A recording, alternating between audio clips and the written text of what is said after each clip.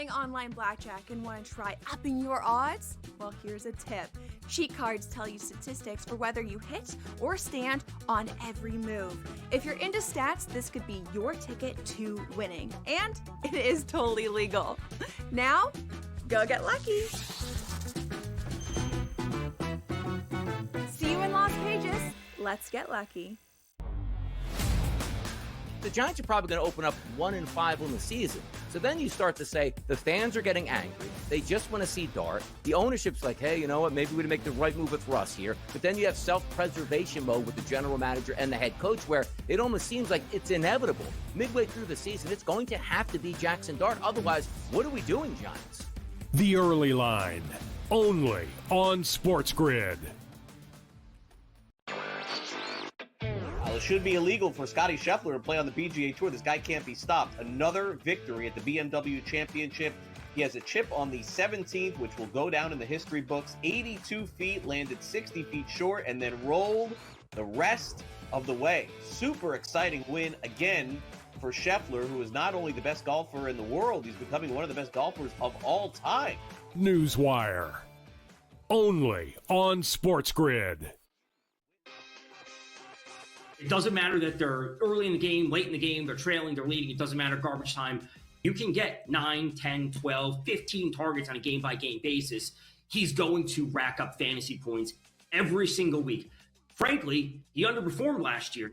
Game time decisions, only on Sports.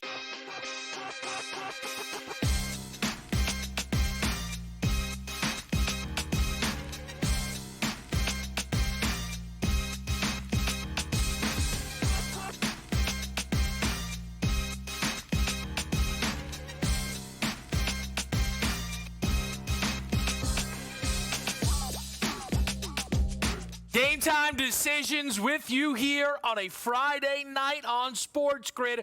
Kevin Walsh for the next 90 minutes with a lot to get to. We have more college football action here on this Friday night. We have, of course, some big-time college football games to get to this weekend, including the defending national champion Ohio State Buckeyes hosting this year's national champion favorite, Texas Longhorns. We have picks for the big games this weekend. We have picks for tonight's card. Plus, Major League Baseball calls our name. A couple of games off the slate within the next 10 to 15 minutes. The Reds, off of being swept for the first time this season, host the St. Louis Cardinals in a gotta-have-it series.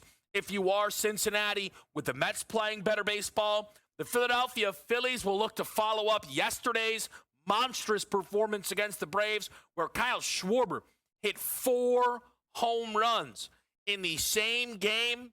I believe finished with 9 RBI and actually moved the number in the NL MVP race. Ohtani the other day was minus 2,000, 4,000. Ohtani's still a favorite, down to minus 900. A legitimate shift due to the big-time power surge from Kyle Schwarber, who is now just 1 home run back of Cal Raleigh for the league lead and 4 in front of Shohei Ohtani. Kyle Schwarber also starting to run away with the league-wide RBI race. He's now 11 in front of the next closest hitter. Shout out the polar bear, Pete Alonso. And then you get a 6:45 Nationals-Rays game with Mitchell Parker getting the ball for Washington, booked as a home dog. None of those games were calling my name. We will get involved. The W slate tonight with a pair. The probably most notable game is late night with the Sparks looking to see if they can creep into the postseason picture, hosting a Indiana Fever team who are coming off of a really nice victory. And another quick acknowledgement of the tennis slate tonight, because you have stars in action on the men's side, Novak Djokovic, and on the women's side, the number 1 in Sabalenka. We know, though, that until you get to the semis, those numbers are going to be big time. Sabalenka right now, minus 720 for her match. Novak, minus 1250. You can get a minus 435 moneyline parlay on those two stars if you would like, who certainly will be taking center stage at the U.S. Open. But taking center stage tonight, it is another year of Deion Sanders and the Colorado Buffaloes. And Deion does not enter this season with as much fanfare as he probably has the prior two seasons. Year number one, Colorado plays the the national champion runner-ups in TCU. They were catching 3 touchdowns in that game and won it outright. Shedeur Sanders threw for over 400 yards in that game, if memory serves. It was a welcome to the college football world. That season, ultimately, they started to drop off a little bit, but we entered into last season wondering, well, what is this going to look like? Because Shedeur could be a potential high-level NFL prospect. Travis Hunter, what is that going to be? Colorado had the Heisman Trophy winner last season. Well, Shedeur's gone, Hunter is gone, but Deion is still there in a primetime spot against a Georgia Tech team that profiles as a potential threat in the ACC. Now, for Georgia Tech, if you're going to get into the college football playoff, many would likely believe they cashed that 12-1 number, winning the ACC. Maybe there's a world that Georgia Tech could get themselves, an at-large bid. The reality for this Yellow Jackets group is they host Clemson and they play a neutral site game against Georgia in the Mercedes-Benz Dome. Those are the only games against ranked competition for Georgia Tech. Now, it doesn't mean they're going to be favored in every game, but outside of this trip to Colorado, the road games are Wake, Duke, NC State, and Boston College. The Georgia Tech schedule sets up favorably. You see that 7.5 win totals minus 170 to the over. For Georgia Tech, though, I don't think it is inaccurate to say this game here tonight, if they want a chance to be an at-large college football playoff team, is a must-win. Because then you have to imagine a loss to Georgia or Clemson is coming, if not to both teams. If you lose to Colorado, Clemson, and Georgia, there's no at-large hope for you there. And again, for Georgia Tech, they may need one of those upsets almost regardless. It's an important game for a team who brings back their 2 biggest stars, the Haynes combination, quarterback Haynes King, running back Jamal Haynes, and a duo who last year were a big part of putting the Georgia Bulldogs on upset alert. Jamal Haynes last season had a receiving touchdown in that game, fell just short of 100 yards. In the bowl game against Vanderbilt, put up 136 on the ground and another receiving game touchdown. Haynes King in the games against Georgia and Vanderbilt threw for 5 touchdowns, threw 1 interception, ran for 3 touchdowns, threw for 303 on Georgia, and rushed for 110. And both of these guys are back. And for Georgia Tech, it's a team who offensively keeps their identity, and it just now has another year to improve on it. We'll see how the offensive line looks, but I think it can be strong. Tech averaged 33.5 points per game in their final 5 games they played last year, with, again, 2 of those coming against SEC opponents. I don't think that's anything to hand wave. On the Colorado side of it, you lose Shedeur, you lose Travis, you lose a lot. If you are Colorado, you lose a lot. Offensively, we knew this team had talent. LaJohntay Wester now is with the Ravens. Will Shepard is with the Packers. Jimmy Horn is with the Panthers. I mean, they lost a ton. But it's a new team. I think to some degree, the task of scheming up this Colorado group is tricky now. Caden Salter, a solid quarterback from his time at Liberty, we know can throw it, but adds a lot more on the ground than Shedeur did. In 2023, Caden Salter ran for nearly 1,100 yards and 12 rushing scores. That's not who Shedeur Sanders was. And perhaps an uptick in mobility for Caden Salter could stop some of the disastrous sacks we know Shedeur took so frequently. Some expect a run-heavy approach from the Buffaloes, which is why our total tonight is dropping. 56.5s are now 50.5 in the market. I didn't get the best of the number, but I still played over 51.5. I am zagging on this dropping total. I was trying to catch the bottom of the number. I don't catch just quite the bottom, but I get a 51.5 here, which is much lower than where this thing opened up. I think Colorado's a tough scheme. It's a complete new look group with still Dion and Pat Shurmur with plenty of experience, knowing the importance of getting a win here if they want to be bowl eligible in their building, and they probably want to be a lot more than just that, and a veteran 1-2 punch in the backfield of Haynes King and Jamal Haynes for Georgia Tech, who should have some success in this game running the football against the Buffs. We play over in the big one on a college football board. Not the only big game on this slate tonight, though. We'll break it all down after a quick commercial here on SportsGrid.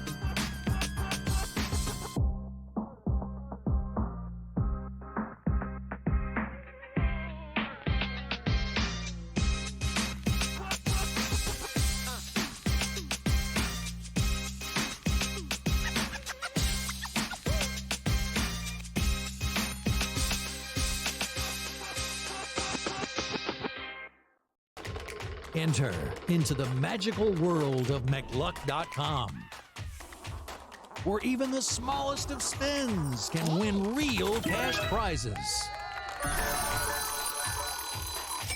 Adventure into over 1,000 of the best Vegas-style slot games. So what are you waiting for? Unlock your free welcome offer today. Join the fun where winners play and players win.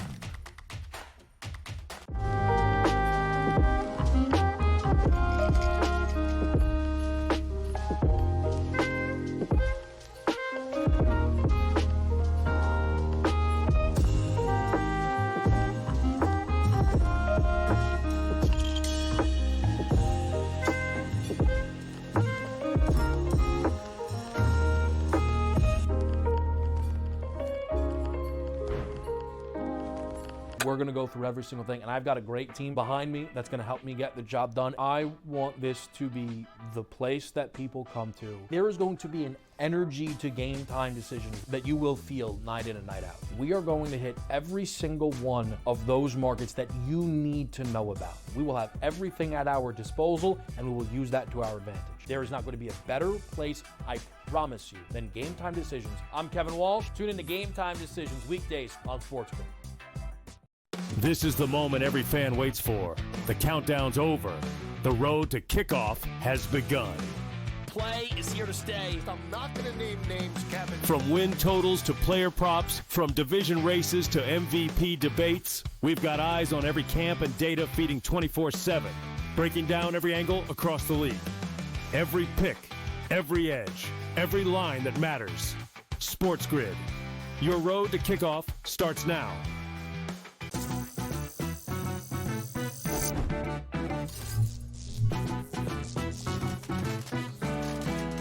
Did you know sportsbooks tend to draw up tighter bet lines for events that get even more bettors, like championship games or major matchups? My tip? Try betting on less popular sports. You might have a better shot at beating those odds. Now, go get lucky. See you in Las Vegas. Let's get lucky.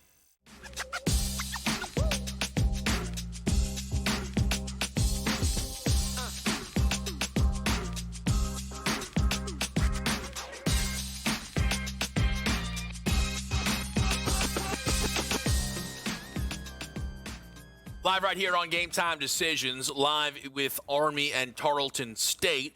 I will say,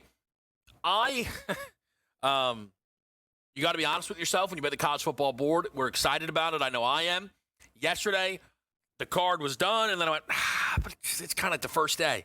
So then you're adding these games with FCS opponents, and I think I've lost every college football bet I've placed so far if it involves an FCS opponent. So I liked under in Army Tarleton State, but one, I was getting the worst of the number because it's been dropping, and two, I just got to back off. So I will also not be involved with the Illinois-Western Illinois game, which features our only ranked team on tonight's slate. Illinois, a monstrous favorite. sitting now at 48.5, and that number has been climbing. And here's the reality of it. I think Illinois is pretty good. I actually don't mind them with a top 12 ranking. It's probably a little high, but they do bring back a ton here this season. Do they need to beat Western Illinois by $1 billion before an important road trip to Duke? No, but I'm not playing in that game. Kansas looks a little tall against Wagner, but at 45.5, you can grab, like I said, I got cute with Central Arkansas yesterday. They lost the game 61-6, and I don't even know if it was that close. So that's where we are. Here's the reality. Tonight's college football board, the biggest game you could argue is Colorado-Georgia Tech, but you'd probably win the argument if you made it for Baylor-Auburn. Because these are two teams with college football playoff aspirations. Doesn't mean they'll get there, but they have those aspirations, and they should. Now, this is a really tricky spot because I kind of like both of these teams. It'd be much easier if I thought that the aspirations were unwarranted for either program. But for Baylor, I think they're live in the Big 12. The tricky thing for Baylor is what we kind of talked about with Georgia Tech. Baylor's a slight home dog here to Auburn, and then they're going to go to SMU and likely be booked as a slight underdog as well. A loss in either of those games can trip up your at-large hopes for a team like Baylor playing in a very competitive Big 12. For Auburn, you're playing in the SEC. Now, it's not the most daunting SEC schedule you've ever seen, but road trips to OU and A&M, hosting Georgia and Bama. You really can't afford a loss here. I ultimately landed on Baylor. Home field advantage played a big factor in that. I grabbed the 1.5 point, by the way. Maybe this game ends 28-27. It might just. It might just. Two really good offenses here. I think Jackson Arnold can be good for Auburn. I understand he let down the Oklahoma faithful. It was a rough season for them. He was in and out of the lineup. He flashed a lot on the ground to finish out his time with OU, and I think that can carry over here to Auburn. But I think Sawyer Robertson has a much higher floor. Sawyer Robertson caught absolute fire. He brings back a ton of weapons with him on the offensive side of the football. Hugh Freeze was talking about, maybe I'll play 3 quarterbacks. If Dabo Swinney said he was going to play 3 quarterbacks, right, against LSU, you'd be like, well, no, he's not. Obviously, that's crazy. He's obviously just playing Cade Klubnik, right? If on the other side of the field, Brian Kelly was like, I'm going to play 3 quarterbacks. No, he's not. He's playing Garrett Nussmeier. The reality is, do I think Hugh Freeze playing 3 quarterbacks tonight? Not really. But it kind of gives you an idea of the floor of Jackson Arnold. There were some ugly games at OU. The wide receiver core of Cam Coleman and Singleton are phenomenal. I like the Tigers. I do. But home field advantage, close. Auburn's only, I believe, won. Last year, they only won a road game, I think, with Hugh Freeze. It's not really been their bag. Baylor in their building. I'll take the Bears plus 1.5. But despite that being the 2 biggest games, Baylor, Auburn, and then, of course, Georgia Tech and Colorado, neither are my best bet. Now, our guy Chris, his best bet involves this game. For those who have been tracking, Casino Chris, Cabo Chris, he's been on hot with the best bets. He takes an Auburn team total over 26.5, pairs that with the Mariners team total over 2.5. Little team total 2-step there, which has been working wonders for him. I'm sticking to the college football board, but I'm going to Western Michigan plus 22.5 against Sparty, Aiden Childs, and Michigan State. The Broncos will be able to run it, which is key when you are trying to stay within a 3+ touchdown number like they are here tonight against Michigan State. Brady Jones, the JUCO transfer, was named the starter. His dual threat ability is what he brings to the table the most.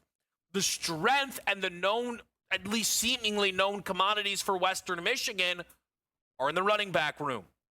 They bring over Cole Cabana as a Michigan transfer, and Jalen Buckley has ran for 19 touchdowns over the last 2 seasons at Western Michigan. 5.3 a pop each of the 2 seasons.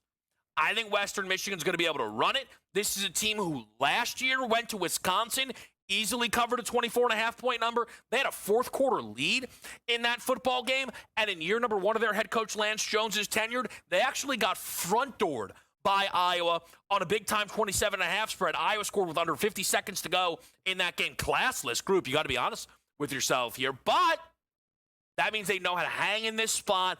I think they hang. I know there's hype around Aiden Childs. He's going to have to prove to me here tonight. I'm taking 22.5 with Western Michigan for the best bet. Chris is going to go with the Mariners team total over and an Auburn team total over. And the other 2 picks for me on the college football board tonight, Colorado, Georgia Tech. I am kind of catching the falling knife over the 51.5, even though that number does keep falling just a little bit. And I'll take Baylor plus the 1.5 at home against Auburn, 2 teams who are hoping they can make a run to the college football playoff. We have still plenty for you here tonight. The Major League Baseball board got some juice. We found some angles that we like. We have a friendship parlay going on. Little Friday good vibes for you that involves the weekend. Couple of superstars getting into the end zone. We'll continue to break it down. It's a quick break with more game time decisions right around the corner.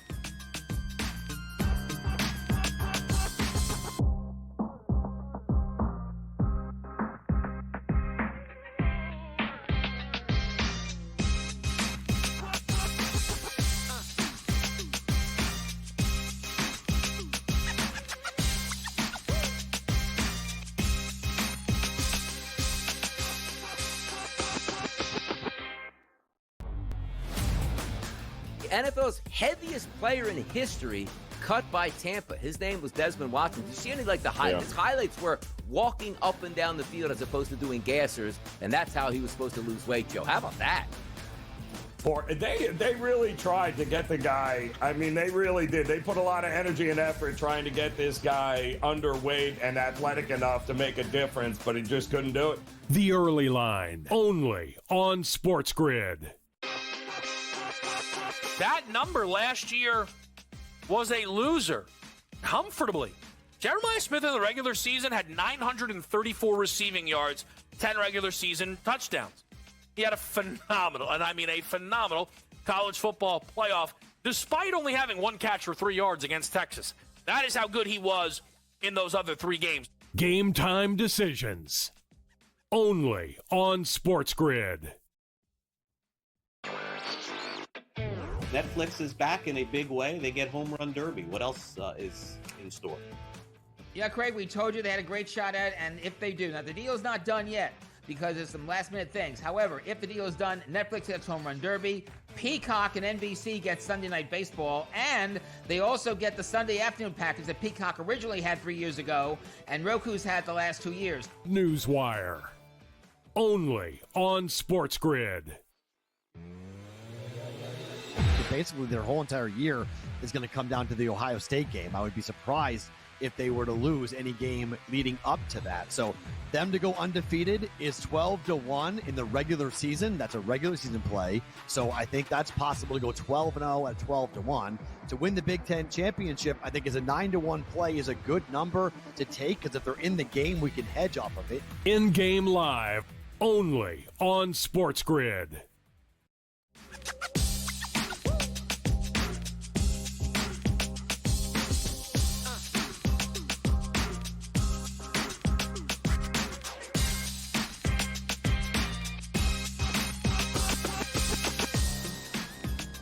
Back in a big way. It's a Friday on SportsGrid. It is game time decisions. Top of the hour, we bring in some Packers conversation with the Micah Parsons edition. The market has settled a little bit around Green Bay. We'll get thoughts around that. We've got a Packers beat reporter coming up for you, Jimmy Christensen. We've got Tom Vecchio's thoughts as we get ready for the NFL season. And we've got, of course, in about 40 or so minutes, maybe a little bit more, Joe Lisi stops by. We get his thoughts for tonight's big games on the college football board and get you ready for another weekend of college football today right here on SportsGrid. So that is all coming up. We mentioned a little bit of friendship for you. A little 1-2 step. Chris is like, let's come on, we'll do something together. Chris has been hot. right? He's like, let's do a hit run RBI special. I was like, what do we do? College football touchdowns. It took us a little bit to get there because but we said, let's just do both. Chris is going Mark Vientos and Ryan Williams. Love. I might like his more than mine. Really, it's sharp. I'm going Aaron Judge and Devin Dampier. Come on now, you knew Devin Dampier was making the card. Late night, UCLA, Utah. My goodness. What more do you want than midnight sweating out of Devin Dampier right on the goal line, hitting the end zone? I love it. Little New York two-step in there. Ryan Williams star. We talked about some of the season-long player props in the college game that they're offering over on FanDuel. If you made me bet in the Ryan Williams market, I'd take the over 8.5 touchdowns. Then again, anytime touchdown, he might hit an end around.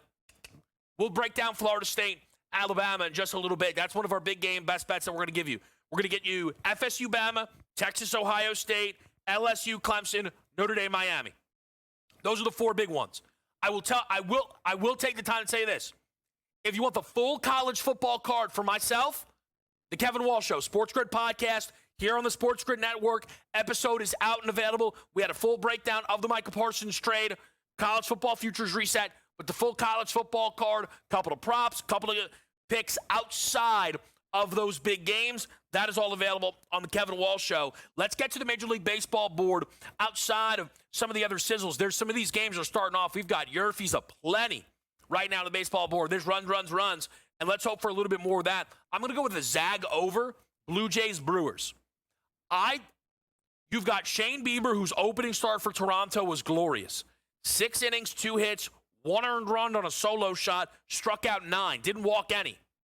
Yeah, we'll see. That was against Miami. This Brewers lineup knows how to punish.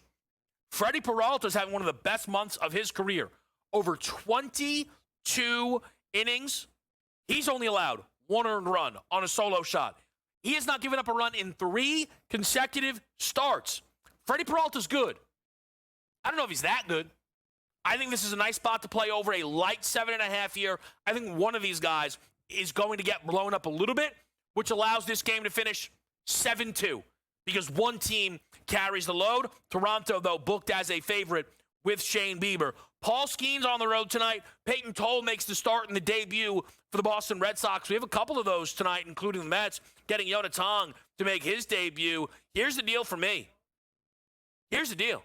Paul Skeens at even money works. Good enough. I know Boston's hot. I know they took 4 in a row at Baltimore. I know they've been good at home.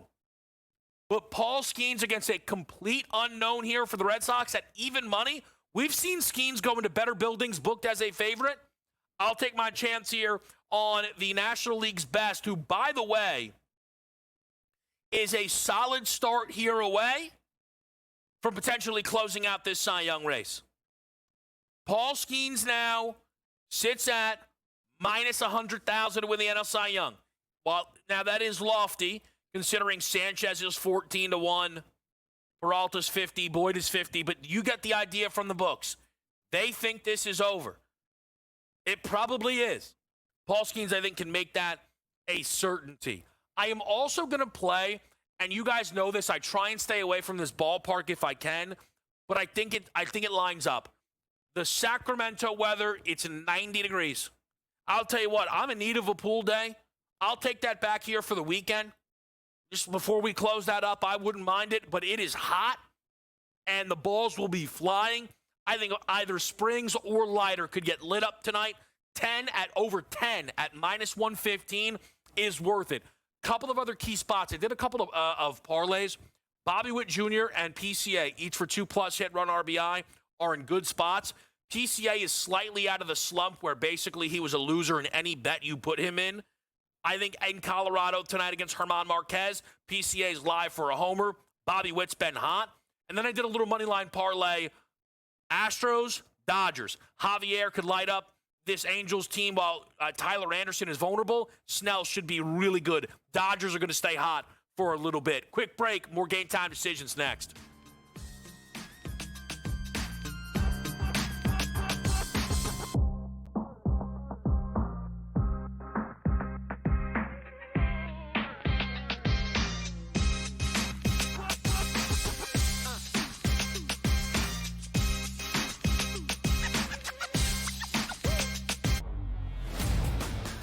NFL's heaviest player in history cut by Tampa. His name was Desmond Watson. Did you see any the highlights? His highlights were walking up and down the field as opposed to doing gassers, and that's how he was supposed to lose weight, Joe. How about that?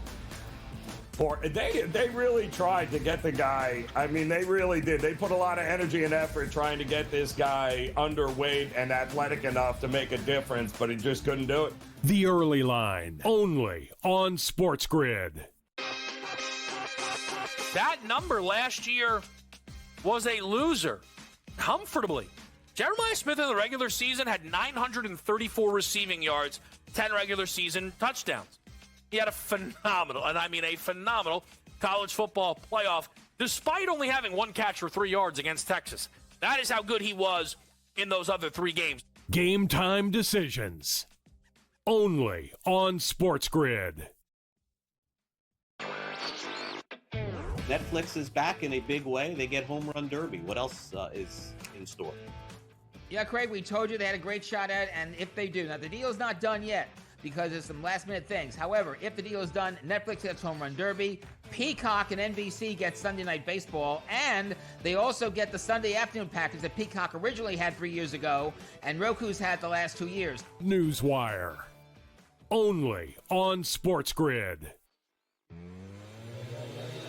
Basically, their whole entire year is going to come down to the Ohio State game. I would be surprised if they were to lose any game leading up to that. So them to go undefeated is 12-1 in the regular season. That's a regular season play. So I think that's possible to go 12-0 at 12-1. To win the Big Ten championship, I think is a 9-1 play is a good number to take, because if they're in the game, we can hedge off of it. In-game live, only on SportsGrid.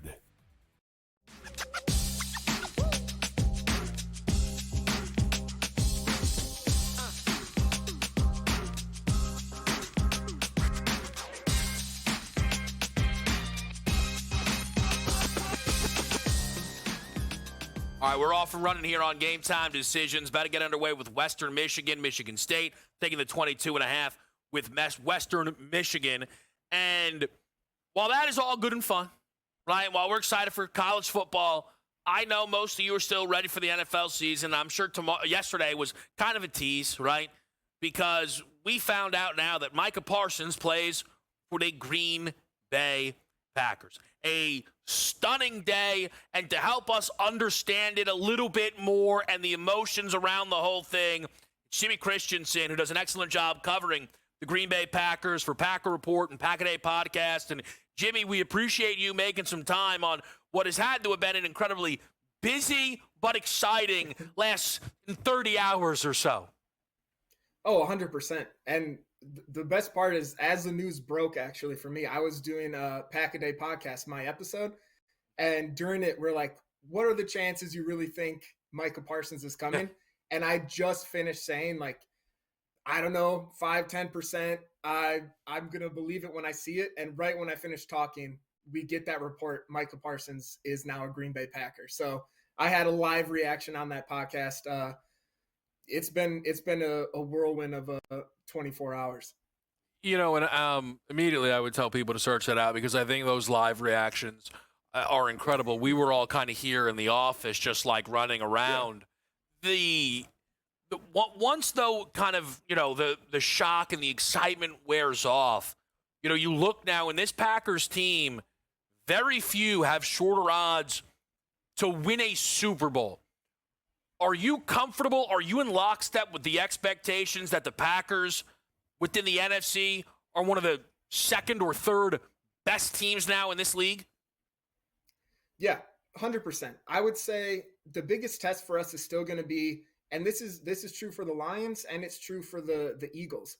We gave up Kenny Clark, and as much like fan goggles on, it stinks because he was the longest tenured Packer, great for the team, great for the community. And then take that off and just like pure analyst standpoint, the run game. Like last year was the first time in 5 years we actually had a really solid run defense. We lost TJ Slayton to the Bengals.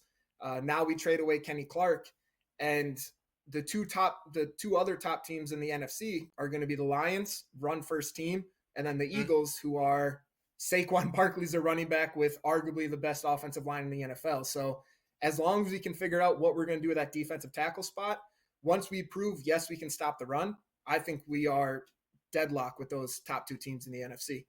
I think the incredible thing for Green Bay, when you go through the roster, we'll get to the offensive side of the ball in the moment. When you go through that defense, you're like, man, if they just had a star pass rusher, it's so on the nose, the exact thing that this team needed. It elevates everything around them now. For Micah Parsons, Jimmy, this guy's the Defensive Player of the Year favorite, and I'm sure you felt that this group already had some juice. But no matter what, if this team finishes as a top 5, 6 defense, he is going to get so much of the credit. Parsons is the favorite for Defensive Player of the Year, and I think that is accurate. And I think those are fair expectations for him now in Green Bay. Yeah, 100%. Like the Packers, this is an unprecedented move for the Packers. The last time they did try to do something like this, and it's been reported a lot, was Khalil Mack. They came in second behind the Bears. For them to give this much up and also sign him to that contract, they have those same expectations. And the best thing about him, too, is, yes, elite pass rusher, but he gives you so much flexibility to where we switched to a 4-3 last year. We have Lucas Van Ness, who was expected to take more playing time this year.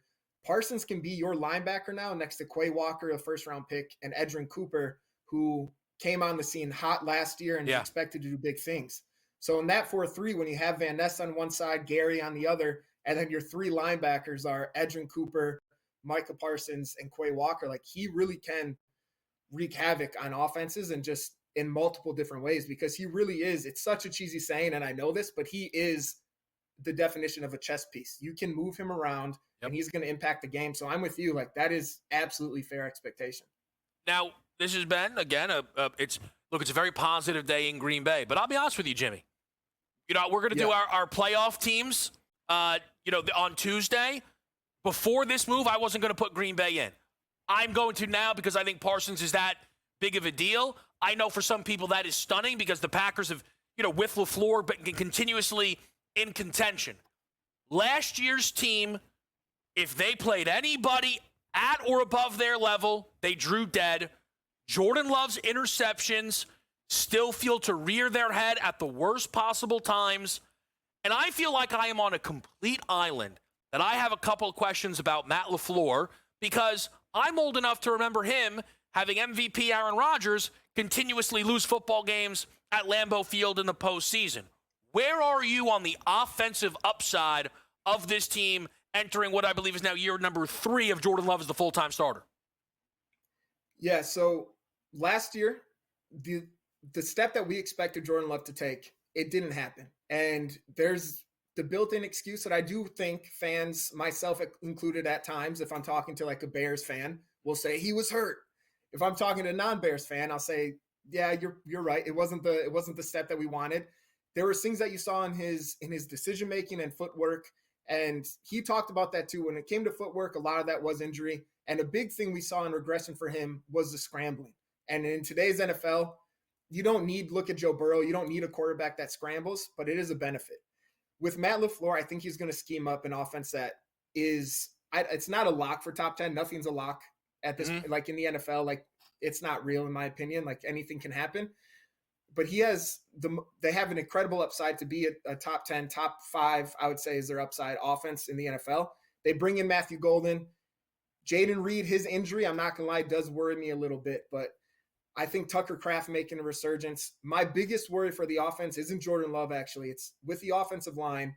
We have Elton Jenkins moving to center, his first time being consistent there. We signed Aaron Banks. Both of them have been sitting out of practice at times this season with back injuries. And with big beefcakes there, it's back injuries probably one of the worst things I feel like you can have because I think it can linger throughout the season. Like one small tweak and who knows, they could miss a week, they could miss 2 weeks.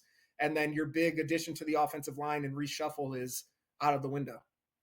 And what I would say with Green Bay is, look, there's some teams who, we as analysts, we go, no, look, I'm telling you, this is this with this team. Green Bay, I'm open to being wrong about because they're so young, right? And that, with that offense, so you know that they can take those leaps forward. I think one of the fascinating things around the Packers, Jimmy, is this division. That last year had a Bears team that fell apart, but we still know is really talented and got better in the offseason. A Vikings team that I'm lower on, but clearly their floor is higher than the expectations. A Lions team who was the NFC number 1 seed last year. Before we let you get out of here, and we appreciate your time, what's the outlook for you on the rest of this NFC North? For me, it comes down to what the Lions offensive coordinator can do. Can he continue the success of Ben Johnson? JJ McCarthy, can you pressure him and make him uncomfortable to make rookie mistakes? I know he's not a rookie, but it's his first season. And then Ben Johnson, there's a big step to going from an offensive coordinator to covering that full team. And though we've seen coordinators make mistakes, like you look, I know Brandon Staley, when he went to the Chargers, was defensive coordinator, but even that, he was a huge coaching candidate, went to that team and failed. So that's my hope for those teams, but there's no getting around it. It's going to be a very tough battle. It is going to be a fun season in the NFC North. Jimmy Christensen, excellent stuff. We will check in throughout this season. We'll be back with more Game Time Decisions.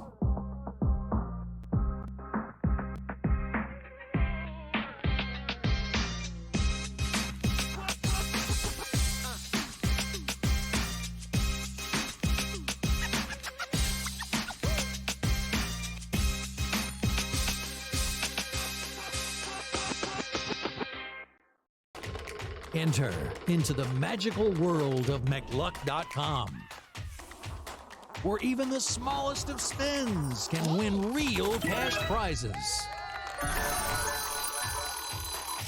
Adventure into over 1,000 of the best Vegas-style slot games. So what are you waiting for? Unlock your free welcome offer today. Join the fun where winners play and players win.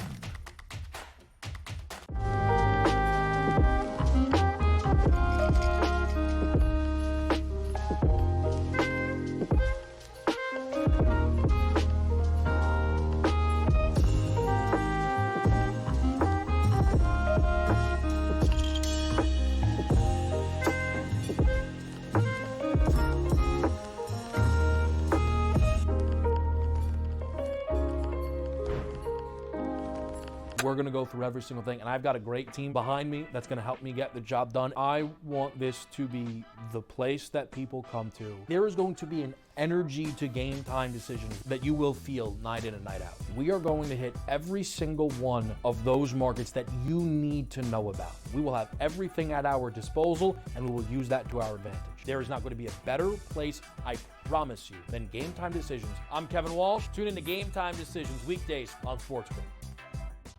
This is the moment every fan waits for. The countdown's over. The road to kickoff has begun.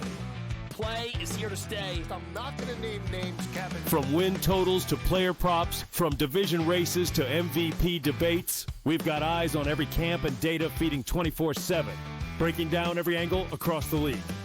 Every pick, every edge, every line that matters. SportsGrid. Your road to kickoff starts now.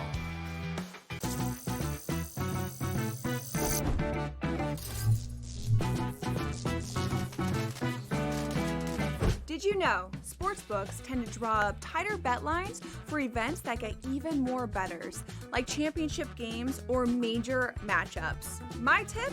Try betting on less popular sports. You might have a better shot at beating those odds. Now, go get lucky. See you in Las Vegas. Let's get lucky.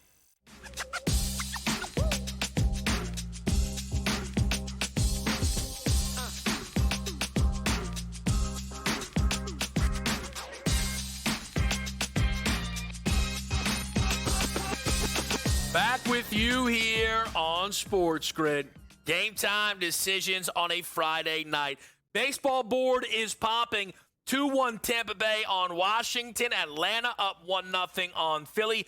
3-2. The Cardinals are up on Cincinnati. That is a high-scoring affair. Early, we just get underway in Toronto, Milwaukee, Mets, Marlins, Red Sox, Pirates, Guardians, Mariners. To talk some more Major League Baseball with us is our guy, Tom Vecchio, who hosts, of course, the Pro Baseball Today show here on SportsGrid, which will soon be gracious enough to pass the baton over to Pro Football Today. And we'll talk a little football with Tom as well. Tom, how are we feeling on a Friday baseball board? Feeling good. Excited to see what the Sox have in Toll that they're calling up, and the Mets have in Tong. Two young pitchers, two teams pushing for the playoffs. Obviously, the Mets coming off a massive series versus the Phillies, and then hopefully the Yanks continue to win. Really, I mean, it was great to beat the Nats. It's great to beat the White Sox, but you got to beat the Red Sox. Any picks for you on tonight's Major League Baseball board? Yeah, let's get to it. The Tigers money line to start off, plus 102 wherever it is now, plus 104. Okay. I know that Chris Paddock isn't a good pitcher, but Seth Lugo also has not been great since July. He has an ERA over 6. More importantly, his xFIP is still over 5. So, we can look at it like, okay, is he just running bad or is he actually pitching bad? He's actually pitching terribly right now. So when I'm betting on the Tigers money line, the way I describe this situation is I'm not betting on Paddock. I'm betting on the totality of the Tigers from top to bottom. Yes, Paddock is involved now. I'm also betting on their lineup. I'm also betting against Seth Lugo. I'm betting against the Royals lineup, a lower scoring team. I'm betting against the Royals back into the bullpen. So, yeah, Paddock's not good, but I expect the Tigers, who are the better team, to bounce back after a rough series at, I want to keep saying Oakland still, but it's at the Athletics, and they come away with the win tonight. I'm curious what a Flaherty Kolek line would look like for tomorrow. Because, Tom, I know you're not scared to, this team's too good to go on that kind of streak. And I'll admit, I was a little interested when I saw I was like, maybe Lugo bounces back. Maybe we sell Paddock. I didn't think it was a good number on KC, especially to put up what would be a then 5th straight loss for Detroit. But now, listen, I'll root your bet in, so I'm not going to sit here and say, I'm rooting for the Royals so I can tomorrow bet Detroit. I just wonder what kind of number could we see if it is another loss on a Flaherty Kolek number. This is a series to watch here, undoubtedly, Tom, with the American League races ongoing. Yeah, I would say 130 would probably be the floor, and it would probably be bet up, especially if they do lose today, and it would get into the 145-ish range. Yeah. Flaherty has been good enough. I know, recent results, he's always struggled with home runs this year, but strikeouts are still there, still pushing 30% strikeout rate. The Royals just simply do not have a good offense. They can't score runs consistently. So I would say about minus 135 tomorrow. Yeah, and then again, not rooting it, but if they lose 2 more, Skubal comes in a stop the bleeding spot where they would be outrageous level favorites, I think, with Skubal, narrative, and that whole situation. Did you like anything else on this baseball board or anything else you're tracking live right now? Yeah, let's get to Coors Field. German Marquez, he's making his first start in over a month. July 20th was his last start. Let's take him under 3.5 strikeouts. It was sitting at minus 128 earlier. Even if he wasn't coming off the IL and he had been making every start since July, he still has a 16% strikeout rate. He is a low strikeout rate pitcher. He's at home at Coors Field, which we know the balls just don't move as much at that high of an altitude. He's going up against the Cubs lineup, which I still think is good. It may not be great, but he could get blown up regardless. Again, if he's been healthy, we see good strikeout pitchers get blown up at Coors Field. So I'm giving me 4 earned runs for Marquez over the first 2 or 3 innings. He doesn't get over 3.5, so let's take him under 3.5 strikeouts. Update in the Michigan State-Western Michigan game. The ground game for Sparty was devious on that opening drive. Now, the problem is Western Michigan getting blanked on their first drive was outrageous because their first play from scrimmage was a 35-yard pass. They turned it over on downs, which was incredibly frustrating. Michigan State ran that ball beautifully. But I thought the pass rush for Sparty was decent there. We keep our eyes on it. Not going to jump in on any in-game numbers. We'll see how much, if at all, they move with 5.5 to go in this first quarter. We're here, of course, with Tom Vecchio on SportsGrid. We're going to get Tom's thoughts on the fallout of the Parsons-Packers trade in our next segment. But, Tom, I just wanted to check in with you. We know that we have a lot of award races that, I mean, you and I talk these a lot, right? And there's moments when they're done. And then, look, it's this and it's that. Schwarber yesterday hits 4 home runs. And it moved the number on Ohtani. It's so funny because if you don't check it day to day, like Ohtani's minus 100, this is a non-story. But Ohtani was like minus 4,000, right? It was an over number, and now it's not. Do you feel I'm just trying to gauge, do we still have an NL MVP race or no? Like, where are you at on that? What's the one thing I've said about the NL race? Not just this year, but I also said, looking at next year, I've always said, I want Schwarber to hit 60 some odd home runs, 65 home runs, break a record. So then we actually can have a conversation with, listen, Ohtani doing 40 and 10 and pitching, but he's kind of not great at pitching. We need someone to do something so dramatic that it breaks the mold of what Ohtani does, and it actually causes a moment of hesitation for voters to be like, listen, if Schwarber's doing 65 and 140 RBIs, that is just factually better than what Ohtani does. It doesn't matter that he's a great hitter and a okay-ish pitcher. What Schwarber is doing at the plate is unbelievable. We need to have something so dramatic that it flips the scale. Schwarber may be approaching that. If he continues on this pace with, let's call it 30-ish games remaining, how many home runs can he have in that time? I would have to dig into the numbers, but he's probably averaging about a home run per 9 to 10 at-bats, 9.5 to 11.5 at-bats, somewhere around there. And if he has X amount of at-bats over the next 30 games, that could put him in line for however many home runs, and that can push him to 60+. He's in the conversation. It's so difficult, though, because I think when you see the move on Schwarber's number, and I know people don't like when I say this, it is an indictment on the strength of Ohtani's candidacy this year. Because Schwarber is still batting sub 250. That's just kind of the nature of this race. We're right back with you. It's a quick break. It's Game Time Decisions on SportsGrid.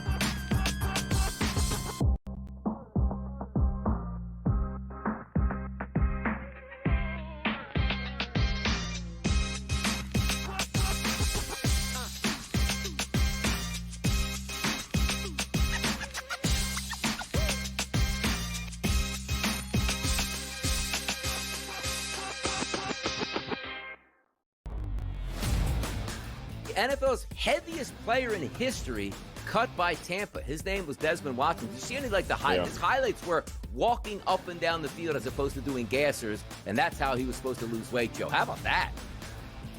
They really tried to get the guy. I mean, they really did. They put a lot of energy and effort trying to get this guy underweight and athletic enough to make a difference, but he just couldn't do it.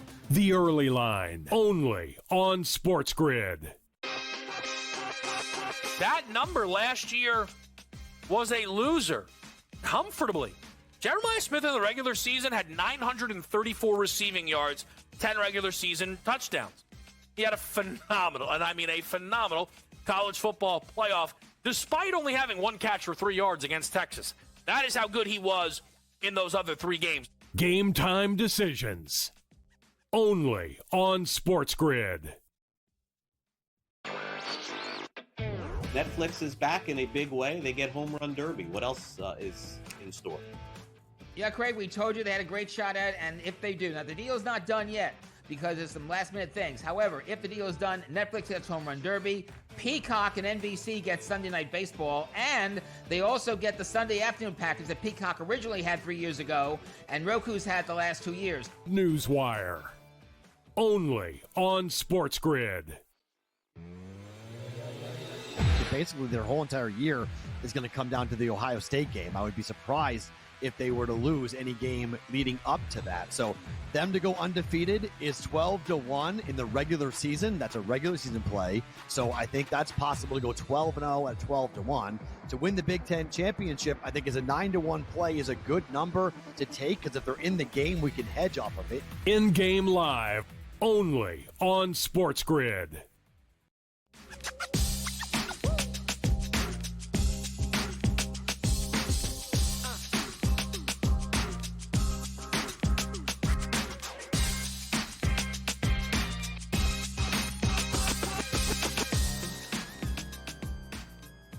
Live on a Friday night on SportsGrid. We're updating you on your Major League Baseball board, college football board. We have that covered. In 5 minutes, we're going to go through the big games on this college football slate. The 4 big ones here. I'll give you my action on those because we don't want to leave you stranded on this Friday night. We will have Joe Lisi stop by and get some picks from him. We're with Tom Vecchio right now. Tom, what's the schedule this weekend? Are we on some in-game lives? What do we have for the people? Pro baseball today, as you said. Final That's send-off on Sunday. And then in-game live on Monday with Joe and Neri from 1 to 4. Okay, fantastic stuff there. Now, Tom, we had some movement, of course, in the market with Micah Parsons joining the Green Bay Packers. Again, it's very fun to talk this stuff with Tom because we align. Numbers going to depend on whether we think something's worth it or not, but we don't always agree on what is actually worth it. Where are you on the Packers post-Parsons and how their numbers have started to shift? Top 6 Super Bowl odds. You know, the thing I've said multiple times at this point over, I guess, multiple shows in the past 24 hours is if you had a Packers ticket to win the division, to win the conference or a Super Bowl 48 hours ago, awesome. If I would not be betting them at 10-1 or 12-1 to win the Super Bowl. It's that simple. If you had them before, congrats. Well, why Don't not? bet into it. Because, you know, the division is super tough, right? It is. And, you know, the Lions losing to OCN DC, factually bad, right? They will take a half a step back. Bears will be a little bit better. I think the hype's a little bit too much on the Bears, though. I think they're going to be good, not great. The Vikings have an awesome defense, but J.J. McCarthy stepping in there, bit of a question mark. The division is super tough. 2 or 3 teams could very well make the playoffs. So betting into a division after the number has moved to the favorite, I think is objectively wrong. Again, if you have them longer than this from 2 days ago, 2 months ago, congrats. That's a great number to have. Yeah, it's definitely a great number to have. I would say this, though. The Packers are so different post-trade because sometimes we see so yesterday, San Diego State played Stony Brook in a college football game. They opened 12.5. They closed 19.5. And I was like, no, come on. And really, it was just they opened a light number. If you bet the 19.5, you got the latest of the number, right? To me, it's not that you missed the Packers numbers. They are a completely different team via the addition of Parsons. So if you like them, it's fine to bet them. But I think Tom's laying out some good reasons to maybe not be all the way in on Green Bay. A prime example is Detroit is $1 shorter than them now that the numbers have settled. Like, there is a team of the teams that are, with the top Super Bowl odds. The first team, right, where we go, oh, look, a fellow division mate is that NFC North. So it gives you an idea. That's one of the biggest sells on the Buffalo Bills. No matter who, find the high man on New England, find the high man on the Jets, on the Dolphins. Most of them still aren't even picking them to win the division, much less go out there, win a conference, win a Super Bowl. Right, and I understand what you're saying. Like, the Lions are a favorite ahead of the Packers in terms of Super Bowl odds, but the Lions aren't even a favorite in their own division now, which just doesn't add up to me. The one thing I will say on the Cowboys note, if I can get this in quickly, is that their defense, which we agreed on, which we spoke about this Parsons things for multiple weeks at this time. Mm-hmm. The Cowboys defense is average to begin with, and that was with Parsons. Like, they needed him to be a competent defense. It's actually really bad now, and I think this only benefits Dak, CD, and Pickens. Like, they are gonna give up a ton of points, and they're gonna have to score. They're gonna have to throw the ball. Dak passing attempts is probably gonna be an awesome market to attack early and often. The Cowboys running back room is terrible. I don't care what anyone's like. Javonte Williams is not good. You could be high on Blue, the rookie, but like, he's a rookie. Like, he's not going to carry the ball 25 times a game. That's it comes down to. Dak is going to throw a ton. Couldn't agree more. And the reality is, I kind of thought that was the case. I think you did a little bit before this all happened. So, but you know what? I won't give it away now. We're less than a week away. We'll get there. We're less than a week away. We'll get there. We'll get Tom's preseason futures and all of that there. We'll get there. Tom, we appreciate you making some time, my friend. The countdown to kickoff is on. Absolutely.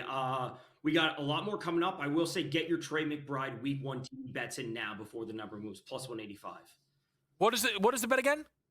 Trey McBride TD Week 1 at the Saints. He's going to score. Not mad at it. Although, Brock Bowers, tight end 1. I don't want to hear any of this Trey McBride tight end 1 stuff. That's still Brocky B's top spot. Great stuff as always, Tom. We're right back with you here after a quick break on SportsGrid.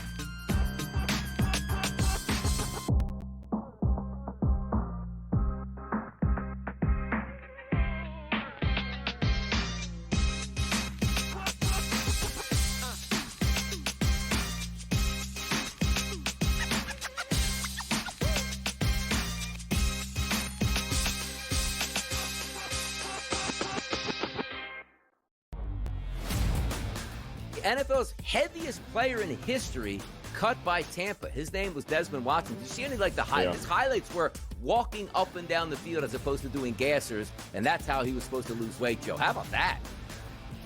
They really tried to get the guy. I mean, they really did. They put a lot of energy and effort trying to get this guy underweight and athletic enough to make a difference, but he just couldn't do it. The Early Line, only on SportsGrid. That number last year was a loser, comfortably. Jeremiah Smith in the regular season had 934 receiving yards, 10 regular season touchdowns. He had a phenomenal, and I mean a phenomenal, college football playoff, despite only having one catch for 3 yards against Texas. That is how good he was in those other 3 games. Game time decisions, only on SportsGrid. Netflix is back in a big way. They get Home Run Derby. What else is in store? Yeah, Craig, we told you they had a great shot at it, and if they do. Now, the deal's not done yet because there's some last-minute things. However, if the deal is done, Netflix gets Home Run Derby, Peacock and NBC get Sunday Night Baseball, and they also get the Sunday afternoon package that Peacock originally had 3 years ago, and Roku's had the last 2 years. Newswire, only on SportsGrid. Basically, their whole entire year is going to come down to the Ohio State game. I would be surprised if they were to lose any game leading up to that. So them to go undefeated is 12-1 in the regular season. That's a regular season play. So I think that's possible to go 12-0 at 12-1. To win the Big Ten championship, I think is a 9-1 play is a good number to take, because if they're in the game, we can hedge off of it. In-game live, only on SportsGrid.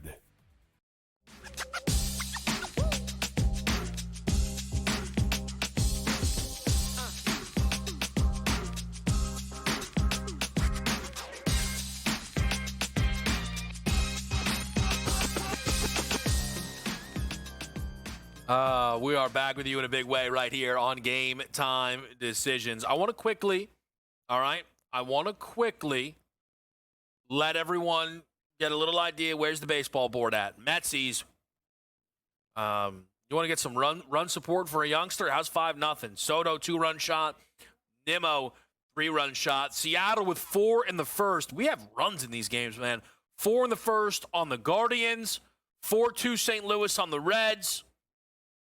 Washington took one back off of Tampa Bay. All right, that is where we are there. I'm not involved with the W tonight. I feel like my W looks have been solid. We are seeing a monster number tonight being laid by Atlanta. A number so big, I actually thought maybe Paige Beckers was out of the lineup. She's not. 15.5 looks a little tall. Maybe you think it's a bounce back, get right spot for the Dream. I can't get there. I think you're seeing too big of a spread. I would lean Wings plus 15.5. Sparks are a 2.5-point favorite against the Fever. I'd lean Fever. I don't like that one at all. I kind of like Dallas. Sparks, Fever, not as much for me. Again, Novak and Sabalenka are in action right now. If you are following the action over at the U.S. Open, let me get their live odds, see if anything is moving and potentially getting, dangerous for either of them. No, still the 1250 on Novak. And where is Sabalenka? Where is that? She's up to minus 1250. So both of the favorites handling their business right now. Western Michigan second drive, they didn't actually really threaten. They did just punt it away. But again, we're getting a ton of points in that game. The live number right now is, let's see, 24.5. Could be better. Could be worse. It's just getting underway. So we're following all the action with you right here on SportsGrid. But on these Fridays, we will get you set for the weekend. Now that I'm right back here in the chair, getting you done on Game Time Decisions on a Friday, we want to make sure you're set up. College football, NFL, the whole story. Okay? There are 4 big games over the weekend for the college football world, I would say. I think most would agree. Nothing bigger than Texas, Ohio State, Clemson, LSU, Alabama, Florida State, and then Notre Dame, Miami. So, let's go through the games. We begin with Texas, Ohio State. Give me Texas. I don't know who was on. I actually heard the first person today. I heard someone somewhere liked Ohio State. First person I heard, don't care. Texas is the side. I think it is a blessing that this game is in Columbus. If we were at Texas, this thing would climb up to a touchdown, and at that point, it would feel tricky. Ryan Day can lose in this building. He's lost here to Michigan 2 consecutive times they've hosted that game. They lost to Oregon with Mario Cristobal and Anthony Brown Jr. This is not a fortress under Ryan Day. And they lose Chip Kelly to the Vegas Raiders. They lose Jim Knowles to Penn State. I'm not as sure on Julian Sayin as I feel I am on Arch Manning. Jeremiah Smith was unstoppable last year in the playoff, except for against Texas where he had 3 yards. The Texas defense is the best unit in this game. I believe that, and I think it'll be on display here. I like Texas. I think Sark gets the job done. I think Texas has a legitimate chance to go unbeaten. That number's 6-1. Very curious what that number could look like if I'm right and they get this job done. Florida State, Alabama. Number bouncing around at 14. It's Seminoles for me. FSU might storm the field if they cover. I'll be right there with them. This program had one of the worst seasons you will ever see a program have last year. The goal this year, 7-8 wins.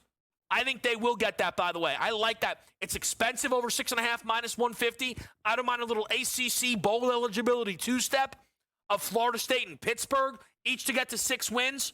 You guys know I'm high on Pitt. They played tomorrow against Duquesne. Alabama, great defensively, great offensive line. What is Ty Simpson going to be? As Kalen DeBoer reacclimates to getting his guy Ryan Grubb back, I think Bama's got legitimate national title aspirations.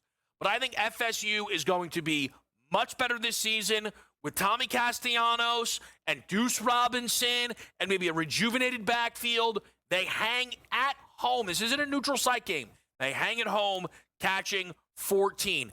LSU, Clemson. I've talked about it. Clemson is the most vulnerable I have ever felt with a national title pick, with a championship pick. Like, when you put that in, you are supposed to feel amazing.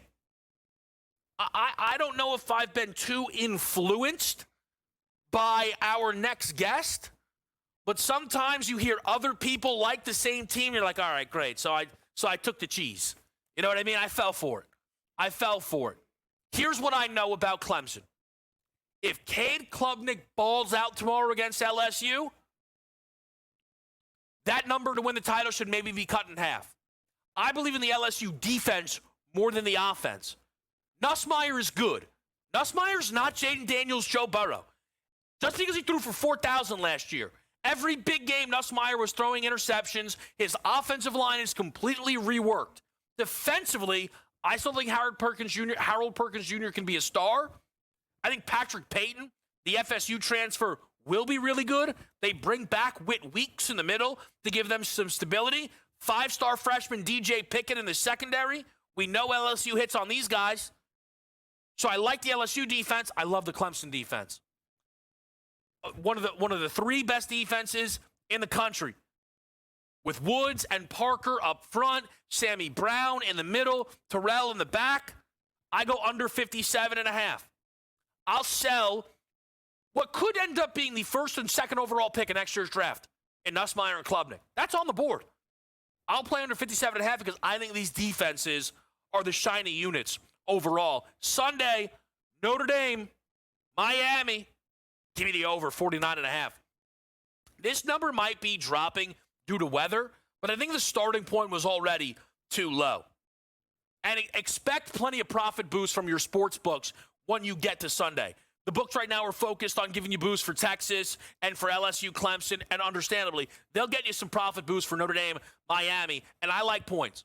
On the Miami side, I understand they lost Cam Ward. I don't care about anything else they lost. Arroyo, the tight end, who they didn't use that much, is on Seattle. None of these other guys are on NFL rosters. Cam Ward was fantastic, ended up the 1st overall pick. Carson Beck entered last year, supposed to be the 1st overall pick. Carson Beck maybe won't be, well, okay, he's not going to be as good as Cam Ward. I think he's going to be good. The offensive line is good no matter where Mario Cristobal is. I think the running back room could be a little bit better. I can't be alone in thinking Damian Martinez was a little bit disappointing last year, transferring from Oregon State to Miami. Between Fletcher and Lyle, I think they have pop. On the Notre Dame side, they have a new defensive coordinator. So does Miami, by the way. They like Heatherman. They get him out of Minnesota, but it might take some time to adjust. Notre Dame loses Al Golden to the Cincinnati Bengals. If Notre Dame didn't lose, okay, if Notre Dame did not lose Al Golden, they might have been my national title pick. But there's a lack of stability, which could be more prevalent week 1, 2, 3. We'll see as the season goes on. But I think Notre Dame offensively should be really, really, really good. Maybe the best offensive line in the country, the best running back in the country in Jeremiah Love. C.J. Carr has better weapons this year than Riley Leonard had to deal with last year. I expect points over the 49.5. Those are my big game best bets. We wanted to remind you, though, on Monday, Chapel Bill Belichick in action against TCU. Road dog or home dog should be a fun start to Chapel Bill's tenure with North Carolina. We will get some thoughts on these games and tonight's games from the one and only Joe Lisi next right here on Game Time Decisions. A reminder that tomorrow morning you can catch SportsGrid's College Football Today with Joe Lisi and Donnie Rightside right here on the SportsGrid Network. We break down the best next with Lisi on Game Time Decisions.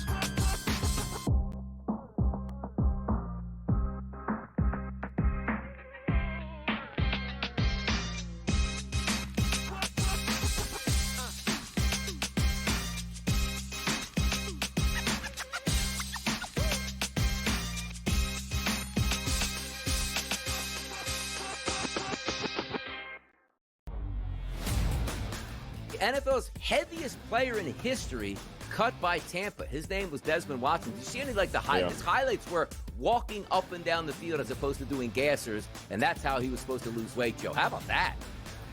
They really tried to get the guy. I mean, they really did. They put a lot of energy and effort trying to get this guy underweight and athletic enough to make a difference, but he just couldn't do it. The Early Line, only on SportsGrid. That number last year was a loser, comfortably. Jeremiah Smith in the regular season had 934 receiving yards, 10 regular season touchdowns. He had a phenomenal, and I mean a phenomenal, college football playoff, despite only having one catch for 3 yards against Texas. That is how good he was in those other 3 games. Game Time Decisions, only on SportsGrid. Netflix is back in a big way. They get Home Run Derby. What else is in store? Yeah, Craig, we told you they had a great shot at it, and if they do. Now, the deal's not done yet because there's some last-minute things. However, if the deal is done, Netflix gets Home Run Derby, Peacock and NBC get Sunday Night Baseball, and they also get the Sunday afternoon package that Peacock originally had 3 years ago, and Roku's had the last 2 years. Newswire, only on SportsGrid. Basically, their whole entire year is going to come down to the Ohio State game. I would be surprised if they were to lose any game leading up to that. So them to go undefeated is 12-1 in the regular season. That's a regular season play. So I think that's possible to go 12-0 at 12-1.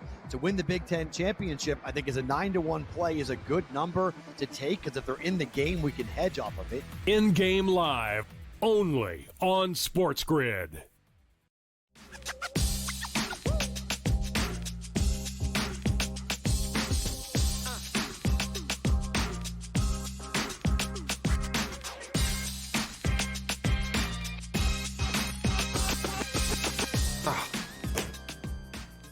All right, we're here with you on SportsGrid. They're throwing flags left and right in this game. Come on. 4th and 4, couldn't get off the field. It is what it is. It is what it is. We're dialed in, though. We've never been more dialed in. Joe Lisi's here. One half of SportsGrid's College Football Today right here on the network. One half of SportsGrid's Pro Football Today. You know what? I should quickly. Lisi, it's great to see you. Do you feel like Jerry Jones yesterday made an excellent move for the future of the Dallas Cowboys? Absolutely. I told you, the guy with the biggest wallet wins that war, and that was Jerry Jones. He did the right thing for the organization. He did the right thing, an attention getter to Micah Parsons that has never stepped up in a big spot for the Dallas Cowboys. Never. Show me the game that he transformed over a 500 winning team. Never in his career has he taken a game over when it's mattered. I don't know. That's tough. Micah Parsons was consistently great for Dallas. I also don't think Micah lost anything with his record-shattering contract there. But I know you are Team Jerry Jones, so perhaps a good day for you yesterday. Let's get to one of Jerry's favorite guys, which is Deion Sanders. The Colorado Buffaloes in action tonight, Joe, with another year of Deion at CU, except this time, no Shador, no Travis Hunter. Home dog against Georgia Tech. What do you like in this game? I actually like Colorado. I took Keaton Salter to rush for 50 and 60 plus. I think the unknown about how he's going to fit in terms of the offensive philosophy could factor in to this matchup. You talk about Colorado, Kev, as you know, one of the worst rushing offenses in all of college football, averaging 2.4 yards per carry, 67 rushing yards per game. But you're talking about a 3,000-yard passer, 1,000-yard rusher a couple of seasons ago at Liberty. He's a battle-tested guy. And everybody wants to talk about how bad the Colorado defense was. They got much better last year. They cut down the passing yards allowed by 73 per game. They got the rushing yards down by 23 per game. They were +9 in turnover margin. And guess what? Georgia Tech last year was not a good road team. 2-5 overall on the road or on a neutral field, and they lost those games by an average margin of defeat of 9.6 points per game. I'll roll the dice with Deion playing at home. I think he's playing with house money. Let me ask you, Joe, as far as Georgia Tech goes, they could be a sleeper pick in the ACC. Maybe if someone's not high on Clemson, Miami. How do you feel right now about the ACC heading into this season?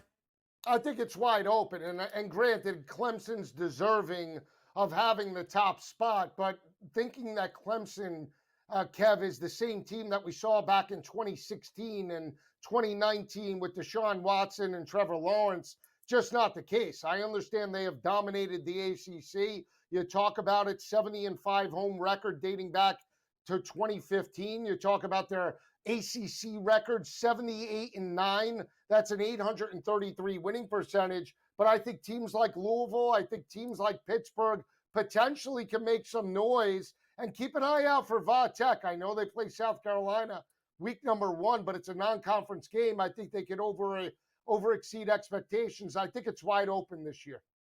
So we go then to Auburn and Baylor, where the chance for an at-large berth into the college football playoff could be on the line. And for those who are not in the weeds, Joe, right, these are two teams who have those level of aspirations. Auburn is very excited about that receiving core with Singleton adding along with Cam Coleman. Jackson Arnold comes over from Oklahoma. Baylor brings back a ton offensively. It's up to Dave Aranda to get the defensive side of the ball correct for the Baylor Bears. What do you think about tonight's game in Baylor? I like Baylor. I think they pulled the ball game outright. It's the first time they have hosted Auburn since 1975. I think it'll be a sold-out atmosphere, and I like Dave Aranda in this spot. But I will say my best bet in the game is over 57.5. We saw fluctuation from 58.5, now back down. Smart money's coming in at 57.5. I really don't care. I think it's Sawyer Robertson and that offense for Baylor, 28 touchdowns, 8 interceptions. They rushed for $168 on the ground per game last year, threw it for $260. He's an experienced coach. You're talking about Baylor that had won 6 games down the stretch. They were 6-0 in the last 6 games of the regular season, winning by 14.8 points per game. And more importantly, with the additions of Singleton and Coleman for Auburn, what is the offensive identity? I still don't know, because Hugh Freeze has continually gone away from what made him successful at Liberty with a mobile quarterback in the RPO game. That's certainly not what we saw last year with Peyton Thorne and those backup quarterbacks, and certainly not what Jackson Arnold's game is. So I need to see it before I believe it. Do you feel that Baylor is a real threat to win the Big 12 this year, Joe, or do you feel like maybe there's an obvious pick in what last year was a really crowded conference. The only two teams, and I've been high on Texas Tech, but I need to see that defense step up. I still like Arizona State. 7 starters come back on the defensive front. They only gave up $112 in run support. I think that carries well with Sam Levitt, but I like Baylor. Baylor's juiced to the under because of the out-of-conference schedule. Let's not forget they play SMU and Auburn right out of the gate, along with TCU, 3 of their first 4 games. They beat Auburn. They sneak a win against SMU. They could be a 10-win football team. I believe in this team, but more importantly, I believe in their quarterback going through the Big 12. Sawyer Robertson's battle-tested. To Joe's point, and it's why this game is so interesting, for Baylor, you play Auburn and SMU, where you can learn a lot about yourself, and their hopes to make the playoff won't be dashed, even if they're 0-2. You just have to win the Big 12. It won't count against you. But if Baylor could start this season 2-0, you give yourself breathing room. The Big 12 and even the ACC, you don't have to just be like, we're only a 1-team or only a 2-team league.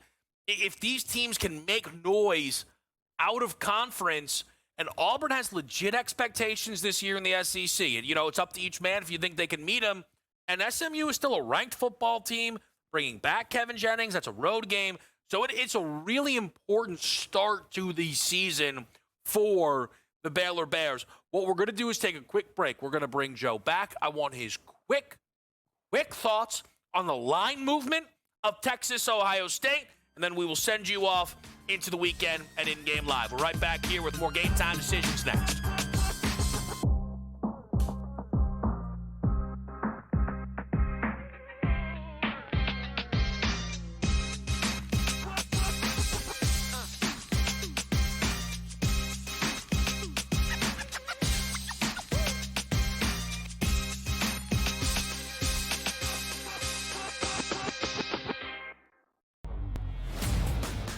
NFL's heaviest player in history cut by Tampa. His name was Desmond Watson. Did you see any the highlights? His highlights were walking up and down the field as opposed to doing gassers, and that's how he was supposed to lose weight, Joe. How about that? They really tried to get the guy. I mean, they really did. They put a lot of energy and effort trying to get this guy underweight and athletic enough to make a difference, but he just couldn't do it. The Early Line, only on SportsGrid. That number last year was a loser, comfortably. Jeremiah Smith in the regular season had 934 receiving yards, 10 regular season touchdowns. He had a phenomenal, and I mean a phenomenal, college football playoff, despite only having 1 catch for 3 yards against Texas.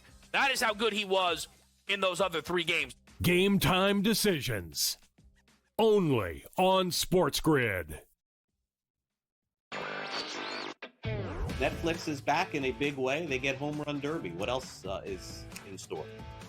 Yeah, Craig, we told you they had a great shot at it, and if they do. Now, the deal's not done yet because there's some last-minute things. However, if the deal is done, Netflix gets Home Run Derby, Peacock and NBC get Sunday Night Baseball, and they also get the Sunday afternoon package that Peacock originally had 3 years ago, and Roku's had the last 2 years. Newswire, only on SportsGrid. Basically, their whole entire year is going to come down to the Ohio State game. I would be surprised if they were to lose any game leading up to that. So them to go undefeated is 12-1 in the regular season. That's a regular season play. So I think that's possible to go 12-0 at 12-1. To win the Big Ten championship, I think is a 9-1 play is a good number to take, because if they're in the game, we can hedge off of it. In-game live, only on SportsGrid.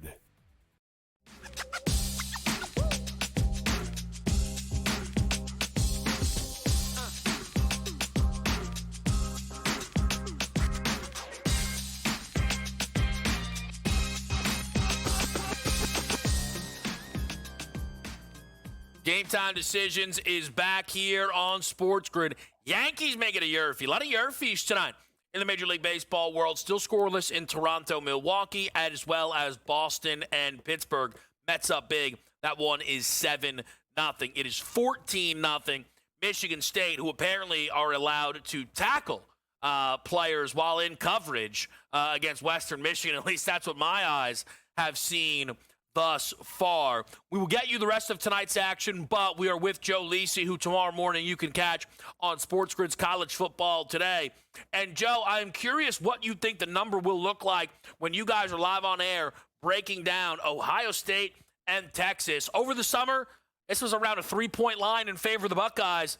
It looks like we are fast approaching Texas closing as the favorite in this football game.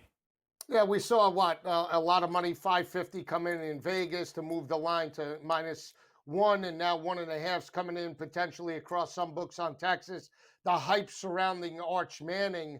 Here's the thing, though, Kevin, and you see this game play out last year. There's a ton of talent for Ohio State that's no longer there. That's the unknown, but we don't look at Matt Golden, Isaiah Bond, Gunnar Helm for Texas moving on as well, and how is that going to affect Arch Manning in this matchup? The fact that Ohio State's at home, I'm going to take a shot. I like Ohio State. I just don't believe in Texas in a big spot, especially on the road, and I'm not buying into Arch being this all-world quarterback. I want to see it against top 10, top 15 opponents. I know Julian Sayin had only completed 41% of his passes, but that front seven only gave up 87 rushing yards per game of Ohio State, and in the two games that they struggled last year, Arizona State and Ohio State, the Longhorns averaged 1.7 against ASU on the ground and 2 yards per carry against Ohio State. If they can't run it, they're not going to win it. Yeah, it's going to be interesting here, Lisa. I'm on Texas. I just think they're much better than Ohio State. Let me just I hear you. It's not a best bet, but I lean to Ohio State in this match. Let me ask you this. I don't want to know what, but do you have a game you love tomorrow? I have two. Oh, don't tell. I have one on Saturday, one on Sunday. Okay. Hey, college football today, they'll have you covered. All right? They'll have you covered. Make sure you tune in, right? Because that's what you got. Listen, we give them a little bit here. Like, I'll just say this right now. Yeah, I've said it all week. What do you mean? All week. I've been on podcasts all the time. I was on Newswire today. What do you like? What do you like? What do you like? So you don't want me to tease the show for you? Oh, yeah, you can tease the show. It's not going to stop me from saying that I love it. Maybe I'm getting it out as much as possible. Go ahead. The mortadella special. Go ahead. I have a few. You want me to give another one? I want the mortadella. Go ahead. I love Notre Dame on Sunday. Not like love Notre Dame. That is my best bet. Wow. I tell you this. 8-1 on the road or on a neutral field last year. They had 5 neutral games, including 2 college football playoff games. In those neutral site and road wins, they won those games by an average margin of victory of 33.6 points per game. They held 10, not 5, 10 opponents under 200 yards passing last year. They won those games. They were 9-1, won those by 23.6 points per game, Kev. What travels in a road environment? The rushing attack and a sound defense. And oh, by the way, I know Carson Beck is great, but is he 56% third down conversion rate great? Because that's what Cam Ward and Miami had last year, and 26% of it was due to the agility of Cam Ward breaking contain and extending plays with his legs. So you tell me if Carson Beck, the Statue of Liberty, is going to convert on third down against that front seven. I'll lay the 2.5 up to 7 with Notre Dame. Up to 7. Here he goes. I'll tell you what. My pops will be real happy to hear that, Lisi, which is nice to see. I love the over in that game. I like the under LSU Clemson. I like Texas. I like Florida State. My favorite bet of the college football weekend. Ready for this, Lisi? You tune into the Kevin Walsh Show SportsGrid podcast to find, and that's where you can find that. What is it, Chris? What's your best bet? Go ahead, Chris. Yeah, Chris loves Texas. He also likes DeAndre Moore to score. By the way, give me Baylor plus the 1.5. Give me the over in Colorado, Georgia Tech tonight. Root in this over, A's, Rangers, 10. What else are we missing here? Don't forget, most importantly, root in this Western Michigan, all right? Because I don't like what I'm seeing out there right now. We need to get off of the field. Lisi's going to start rooting in Sparty. I see that twinkle in his eye. We'll see you next week. NFL season's approaching. We'll be back then.